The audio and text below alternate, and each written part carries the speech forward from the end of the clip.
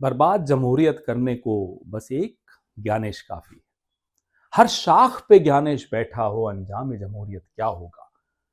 पिछले कई महीनों से राहुल गांधी लगातार सवाल पूछ रहे हैं, सबूत दे रहे हैं। चुनाव आयोग से न सबूतों का कुछ जवाब, न सवालों का कुछ जवाब। लेकिन अब भाजपा ने एक नया पैंतरा ये कि 272 कथित प्रतिष्ठित लोग, so called eminent citizens of India, उनसे एक चिट्ठी लिखवाई राहुल जी को।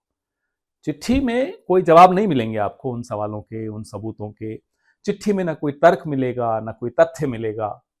चिट्ठी की जो भावना है, लब्बो लबाब है, वो ये है कि जो चल रहा है वो चलने दो, पर्दे में रहने दो, पर्दा ना उठाओ। आमतौर पे समाज सेवानिवृत्त अधिकारियों से क्या उम्मीद करता है कि उनके अनुभव का लाभ मिलेगा, वो समाज की आवाज बनेंगे, वो सरकार पर अपना प्रभाव डालकर, दबाव डालकर कुछ समाज का भला कर पाएंगे। नहीं। लेकिन ये जो प्रतिष्ठित लोग हैं, 272 लोग हैं, इनमें से आप जन कुंडलियों की बात करेंगे किसी दिन, इन सब की प्रॉपर्टीज की लिस्ट उठाकर देख लीजिए, इनके परिवारों की और इनकी, तो आपको बहुत कुछ समझ में आएगा। हम समझ रहे हैं संघ से जुड़े हुए, सबसे बड़ी क्वालिफिकेशन संघ से। इनमें से कुछ ऐसे महानुभव हैं जो इनकम टैक्स रेड में 3 करोड़ के साथ पकड़े गए, प्रतिष्ठित नागरिक चिट्ठी लिख रहे हैं, राहुल गांधी को कह रहे हैं चुप रहो। और भी कई उदाहरण हैं। मैंने जैसा आपको कहा कि जन्म कुंडलियां हैं सबकी।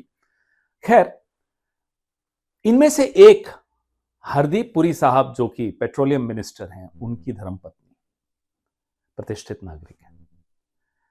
अरे, आप राहुल जी को पत्र लिख रही हैं, लिखिए।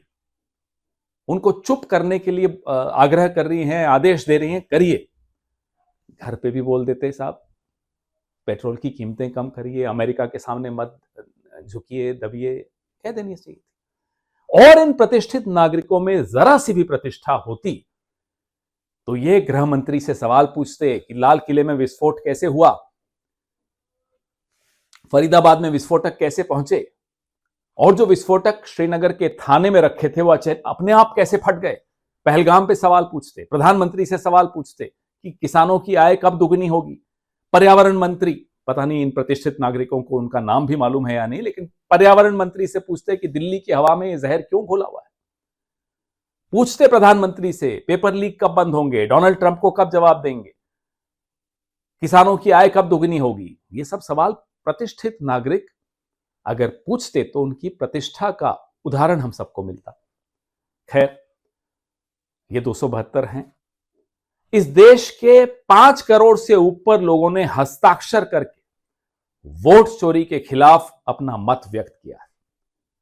कल 26 लाख हस्ताक्षर पंजाब से आए, परसों 1 करोड़ से ऊपर हस्ताक्षर तमिलनाडु से आए।